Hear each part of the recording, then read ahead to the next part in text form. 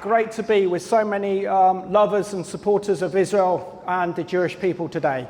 My heart, like your heart, is breaking right now for Israel and the Jewish people after they're reeling after the biggest mass terrorist attack that Israel's seen in a modern history.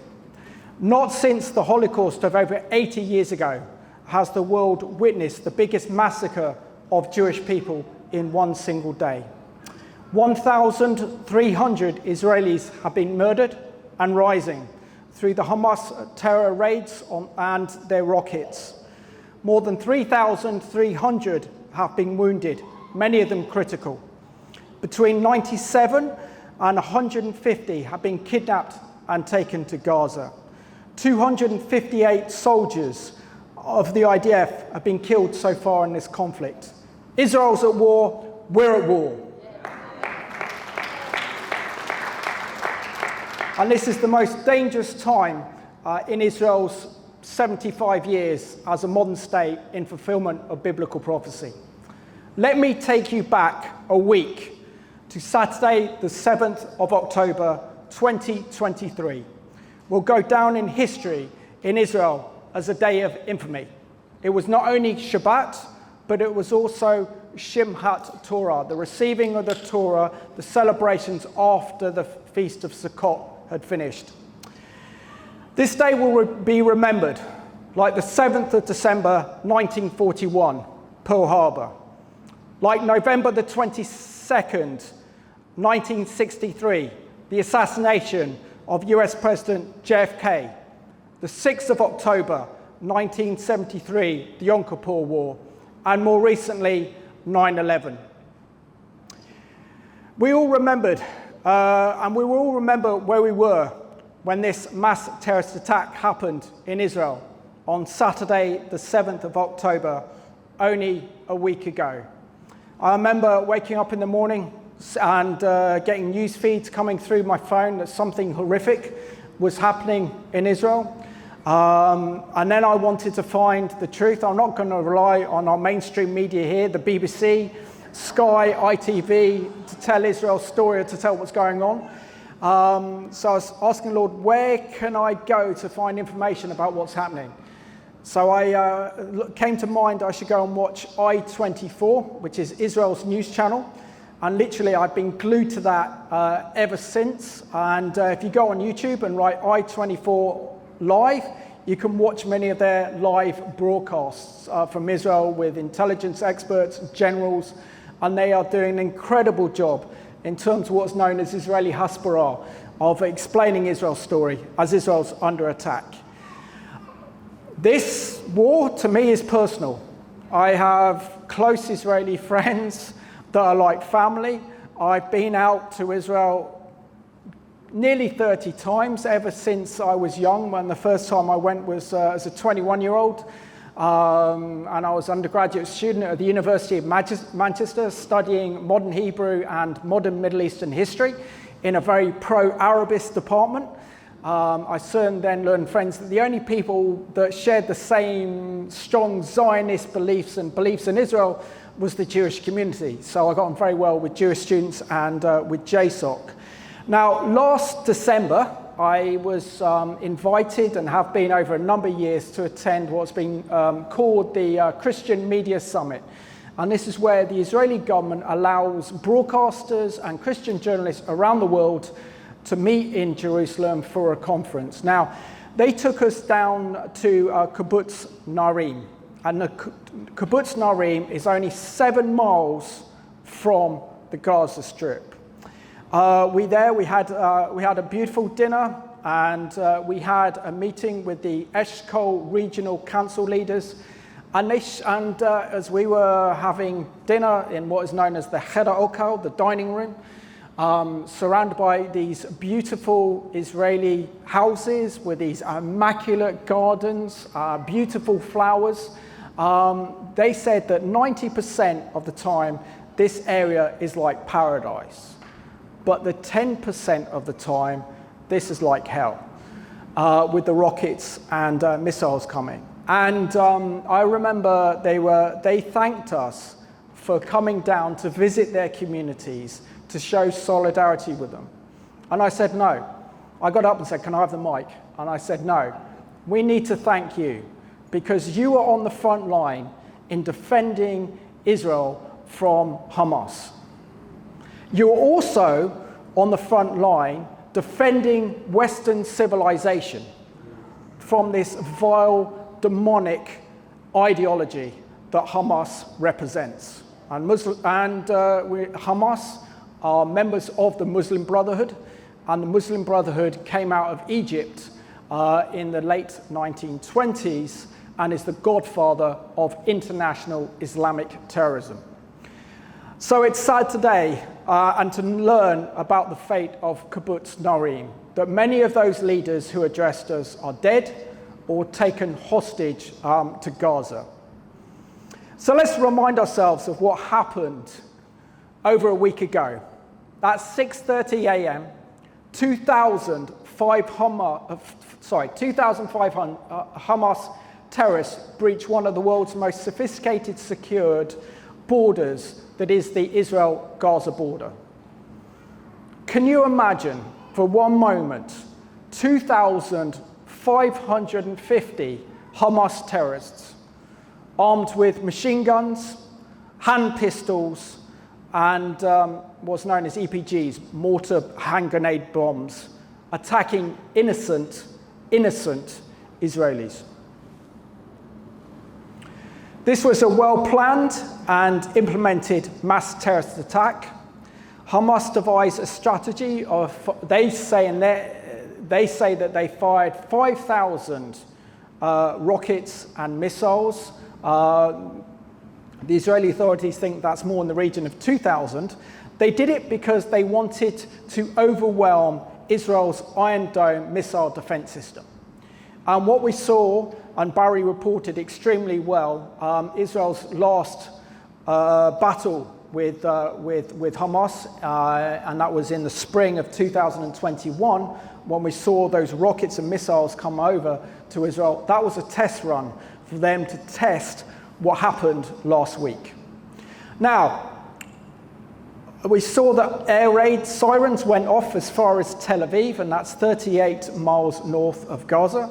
My very close Israeli friends in Herzliya also had one of those rockets and missiles go off towards Herzliya, which set off the sirens. Now, the BBC describes Hamas as a group, a militant, and even listening to a BBC radio broadcast where they had an expert on talking about Hezbollah, described Hezbollah, which is a genocidal terrorist organization sponsored by the Iranian regime, and called them a group. When you think of group, you think of a pop band, a rock band. You don't think of them as a genocidal terrorist organization. But in the course of this speech, I will not be using the BBC's narratives or descriptions.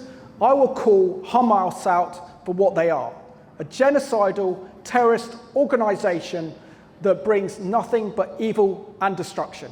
They are not gunmen, they are not militants, and they are certainly not a group.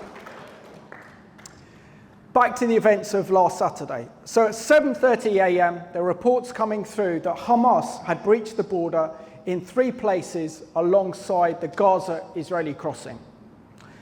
I can't confirm this, but according to Israeli security experts, they also believe there could have been a cyber attack at the same time, which meant Israel's security cameras went out of action, that everything went blank. Hamas used what is known as IEDs, supplied no doubt by the Iranians, called improvised explosive devices, to blow up the wall and breach the security fence. They used paragliders to fly over the wall.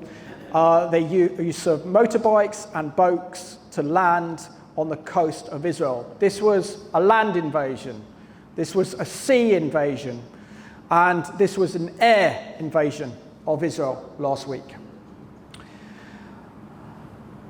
What we saw then was nothing more than absolutely horrific. Now, this has been a very emotional week for me, recording Behind Headlines on Tuesday for Wednesday night, discussing what's going on, a live Middle East report on Thursday with two leading members of the Jewish community, and it's been difficult. It's been emotionally difficult, but we're in a war, we have to fight, and this is the air war. So for this talk today, I'm not going to give you the images, all the videos, because I think you've seen them enough, the carnage done by Hamas. But again, just imagine 2,500 Hamas terrorists wearing all black attire.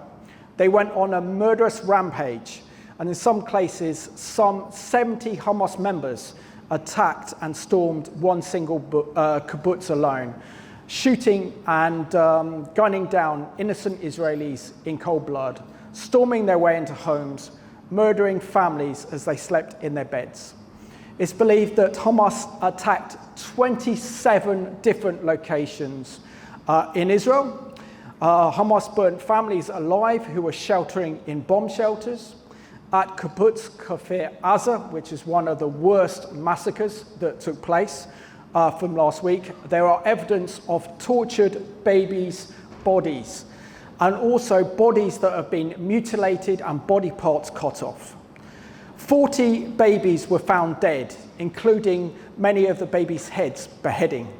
And one of the most disgusting, most absolutely moral apprehensible, was the fact that a pregnant Israeli woman was found shot in the head. And her stomach was ripped open, her stomach was ripped open, and an unborn baby inside was stabbed.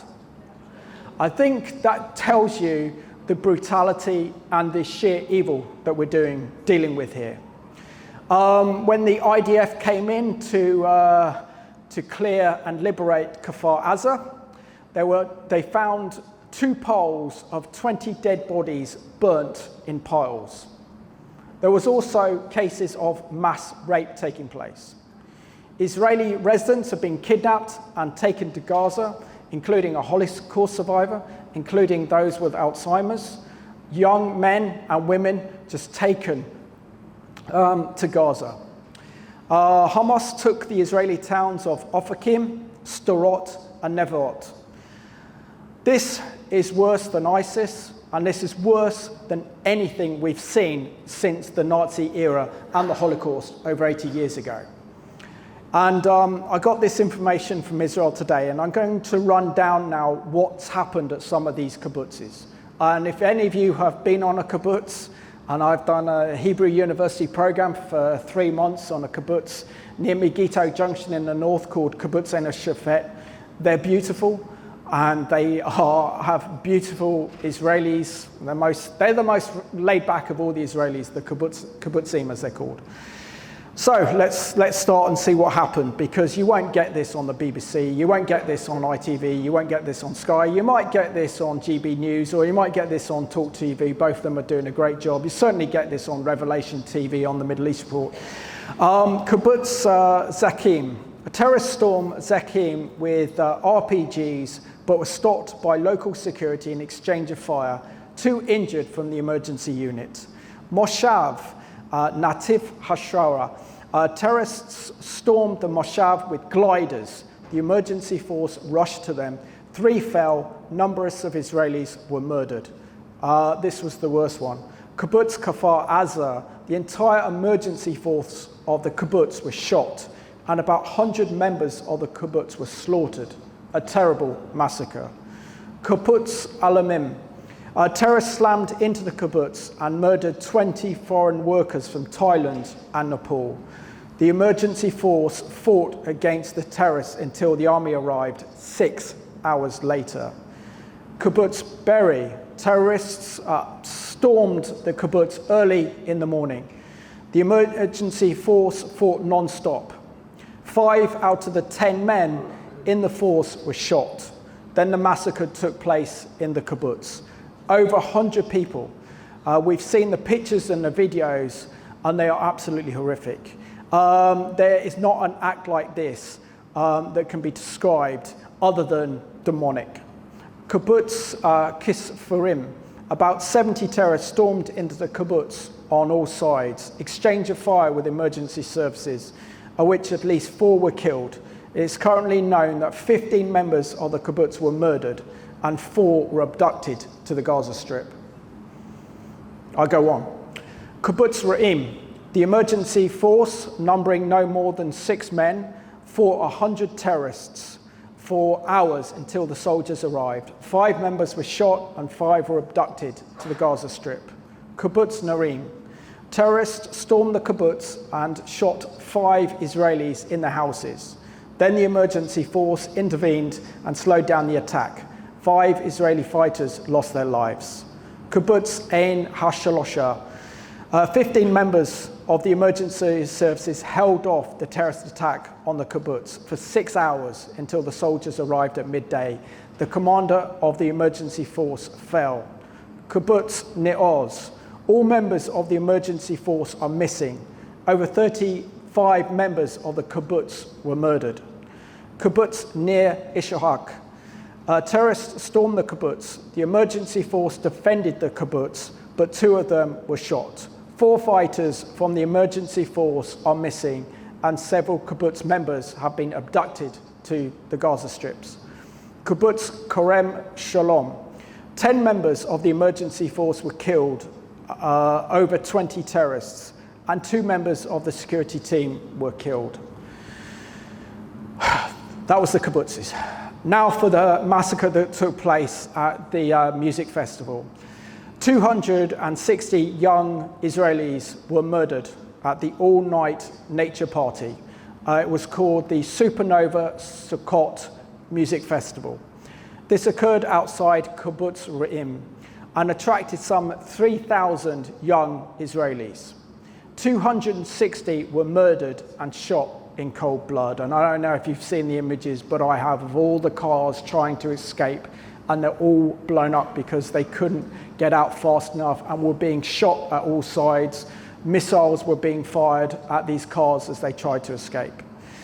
We hear stories of Israeli ravers fleeing in their cars and their cars being shot up by what's known as RPGs, rocket-propelled grenades.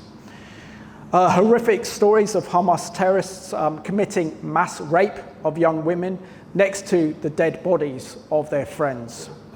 Many of the survivors were kidnapped and taken back to Gaza. And the big question is, why did it take the IDF 6 hours to get to the scene?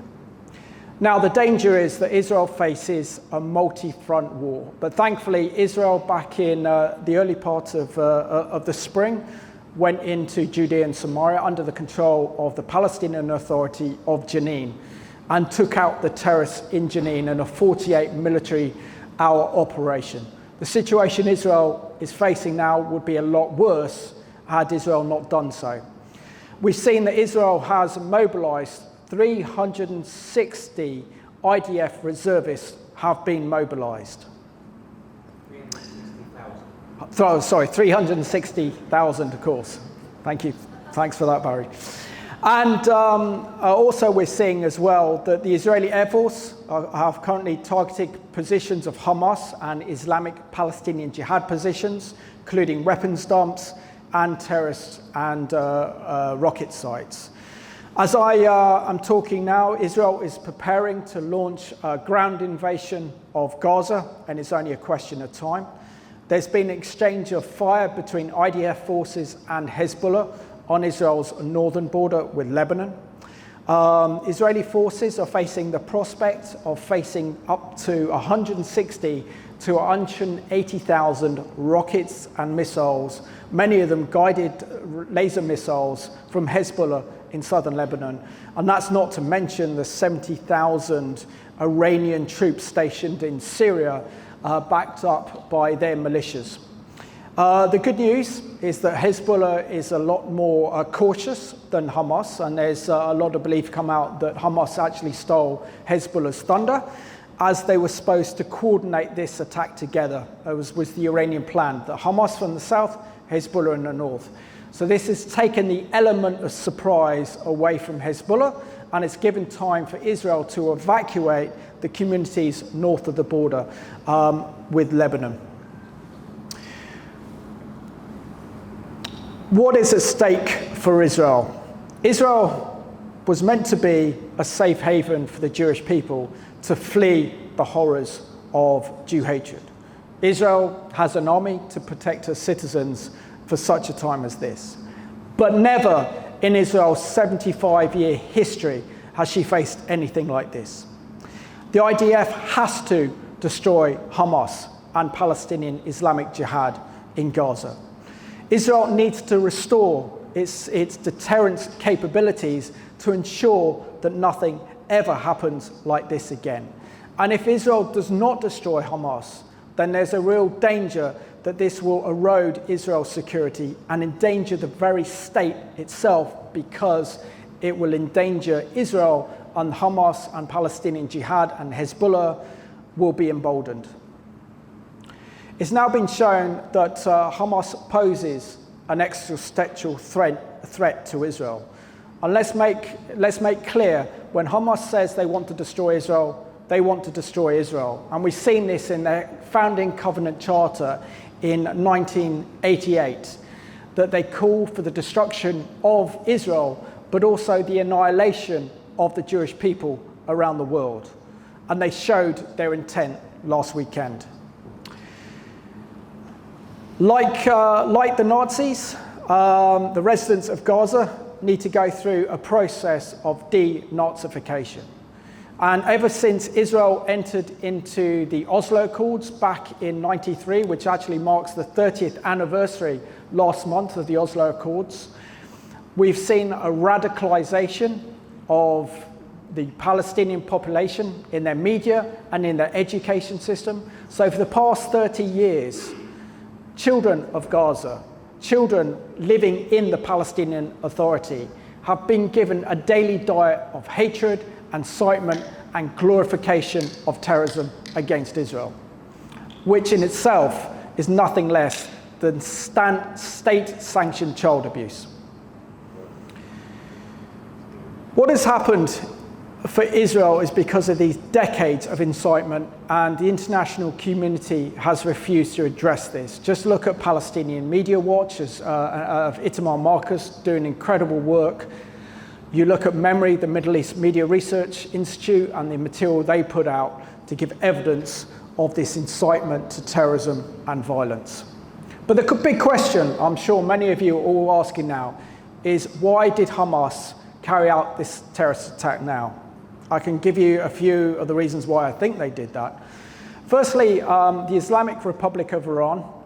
Now, within the more extreme elements within the Iranian regime is an Islamic Shiite belief sect called the Atrocities, who actually believe it's their responsibility to trigger Armageddon in order for the 12th Imam or their Islamic Shia Messiah to return.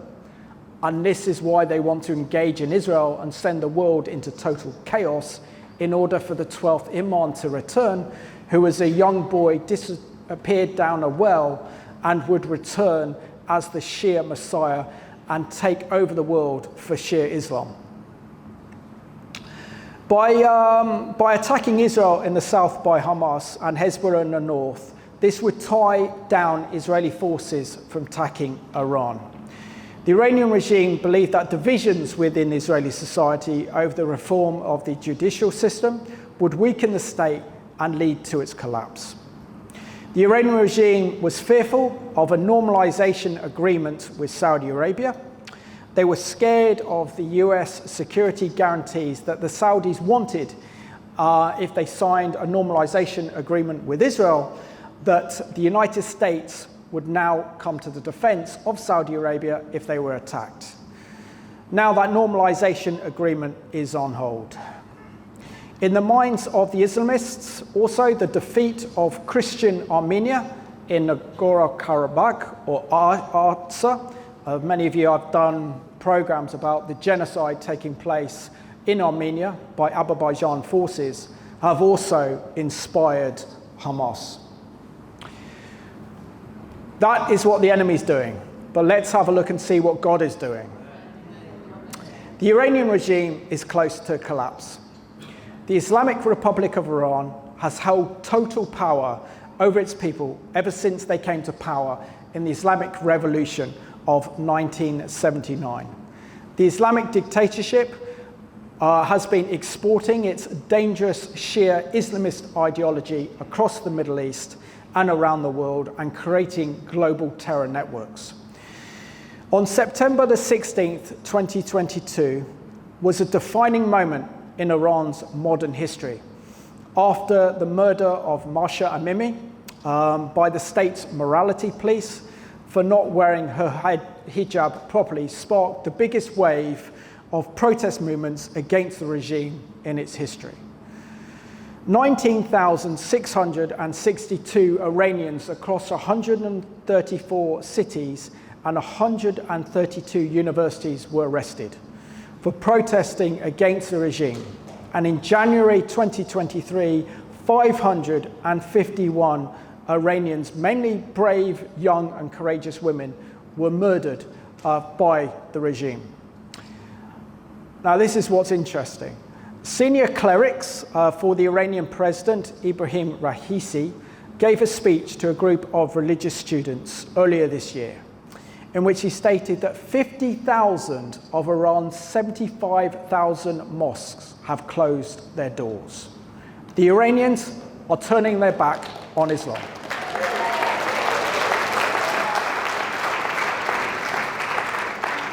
You haven't heard the best of it yet.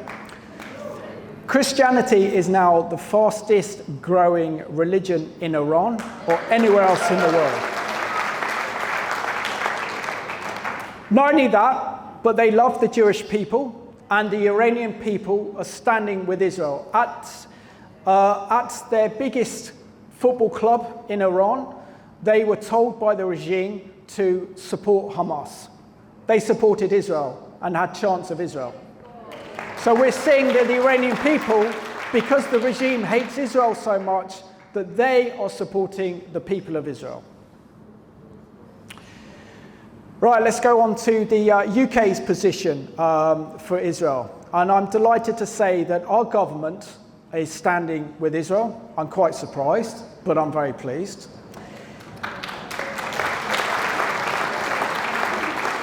And if any of you get a chance to see a social media video recorded by our Home Secretary this morning, Suella Braverman, not only is she wearing, like I am, the Israeli flag, but she has the British flag as well on her pin. The most passionate, supportive defense of Israel. But our Prime Minister, Rishi Sunak, attended a religious service at the synagogue in Finchley in North London this week. And this is what he said. He said, "I'm unequivocal. There are not two sides to these events. There is no question of balance. I stand with Israel. We stand with Israel. The United Kingdom stands with Israel."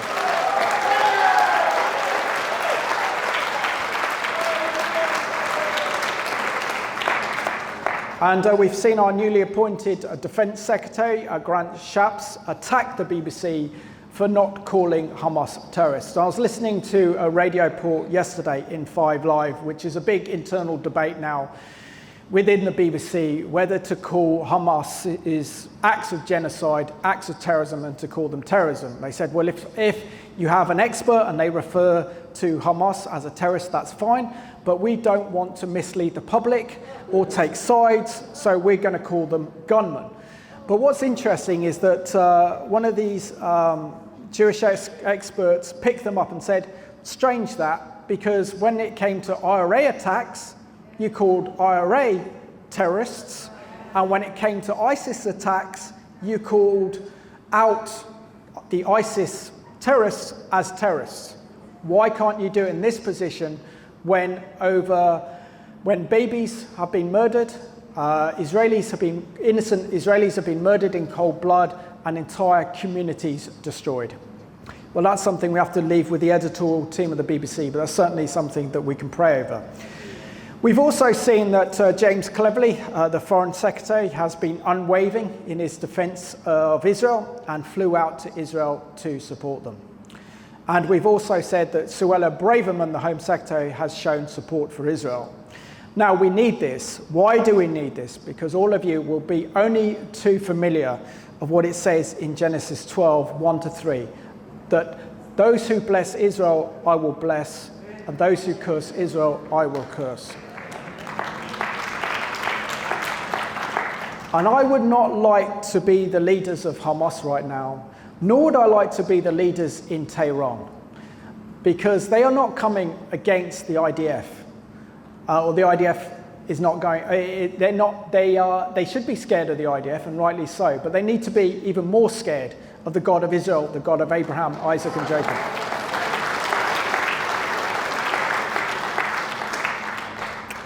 I think we also have to discuss the threat here posed to the Jewish community here in the UK.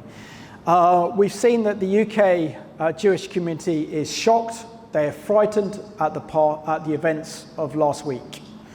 On Monday, the Israeli embassy in London was boarded up ahead of the pro-Hamas and Palestinian demonstrations that took place in High Street, Kensington.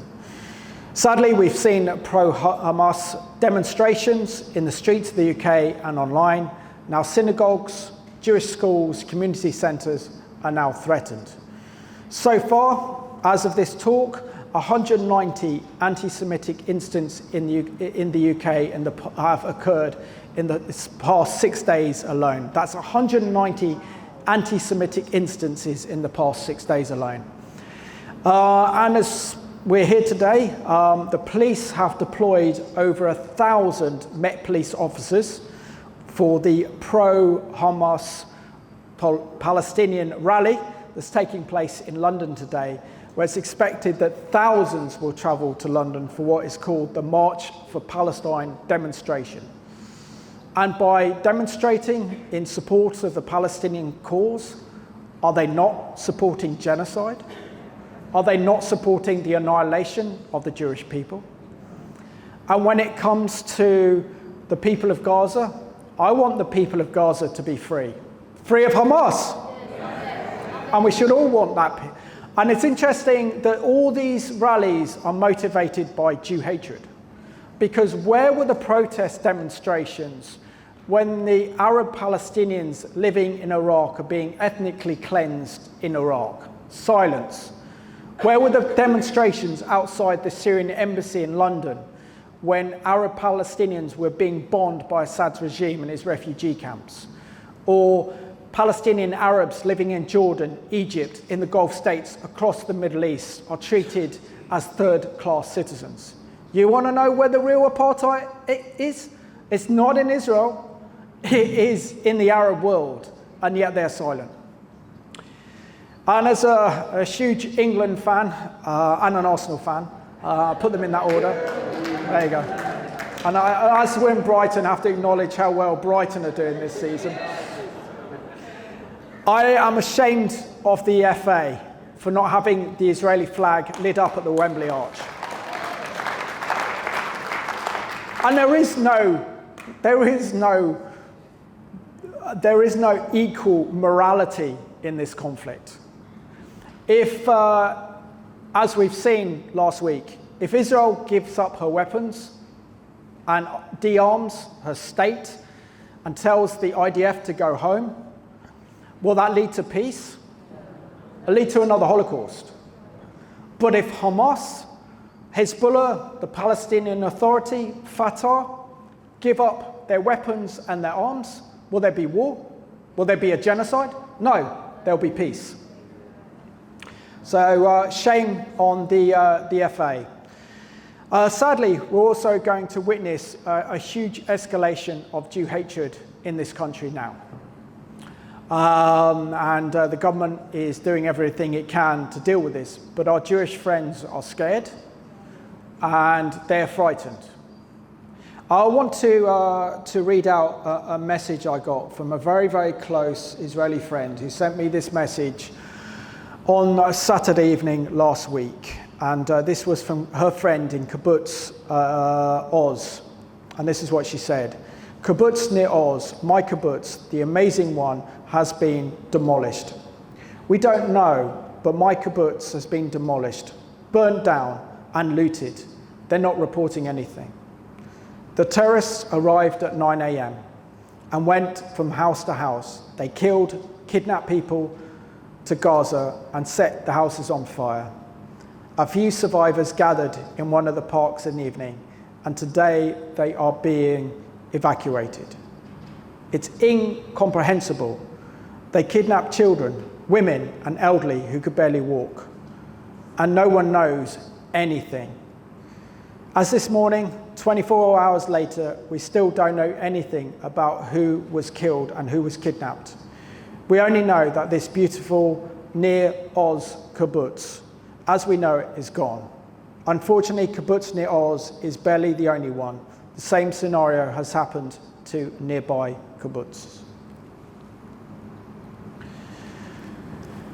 What is our response to this crisis?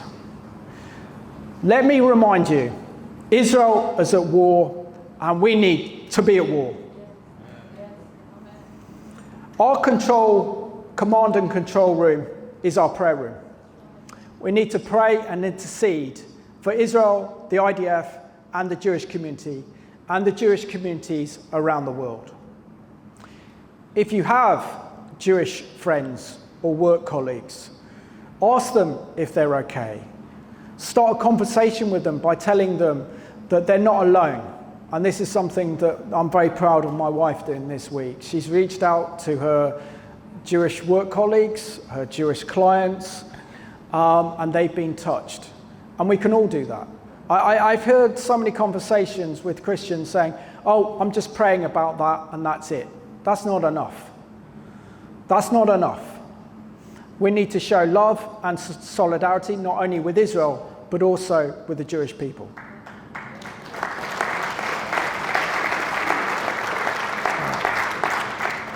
Right, what else can you do? You can attend pro-Israel rallies. There was a vigil taking place outside of 10 Downing Street last Monday evening.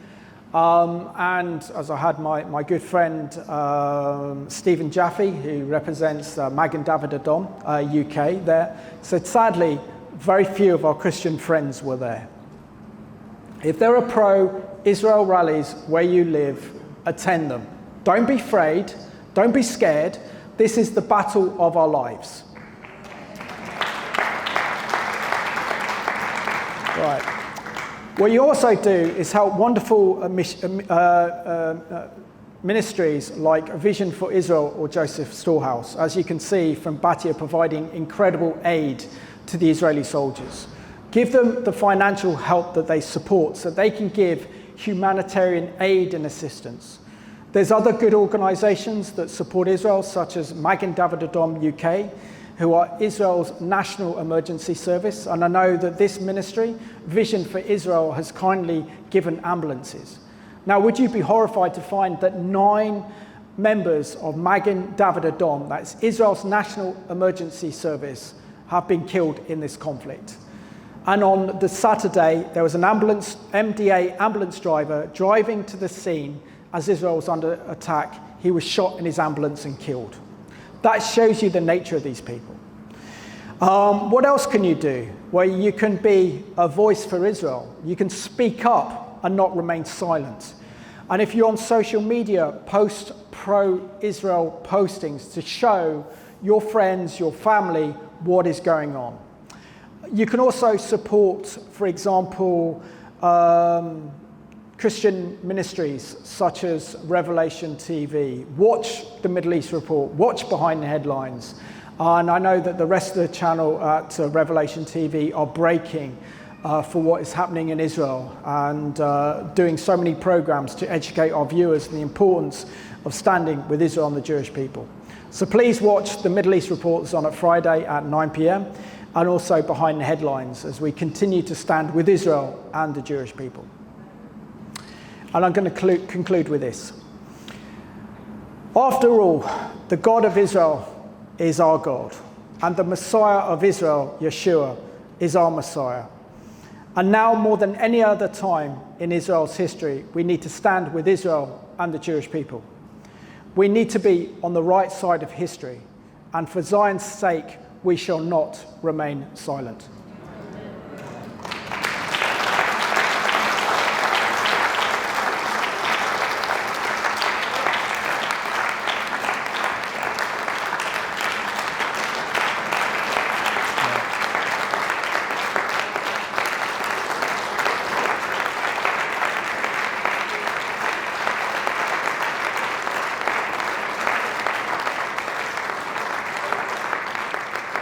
And now it's off the cuff.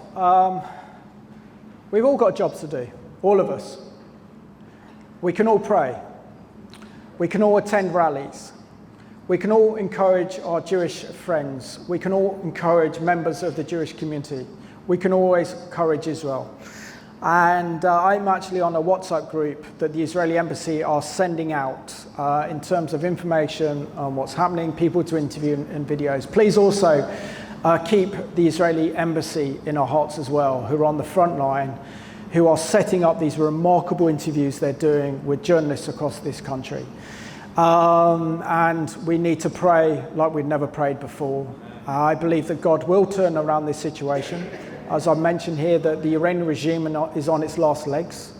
That Christianity is the fastest growing religion in Iran right now. And God wants that nation for himself. He doesn't want the enemy to take hold of that nation. And so this is the final throw of the dice by this evil regime. Apparently I've got a few minutes left. So if anyone has any questions they would like to put to me, I will try my best to answer them before lunch. So if you have any questions about what's happening in Israel, what's happening in the Middle East, I will do my very, very best to try and answer them. I know this is a bit off the cuff, but if anyone has any questions. So is it possible someone get a mic? Thanks, Alistair. But can I say that I love the work and the heart of Barry and Batia and everyone at Vision for Israel. I love the fact that they love Israel, that they're standing with the Messianic Jewish communities in Israel, and that they've organised this event. Sadly, what we've seen since COVID is the decline of pro-Israel meetings within Christian circles across this country. They've kept that flame alive. We need to all keep that flame alive. It's imperative that we all meet together, that we stand together, and this is a fantastic opportunity.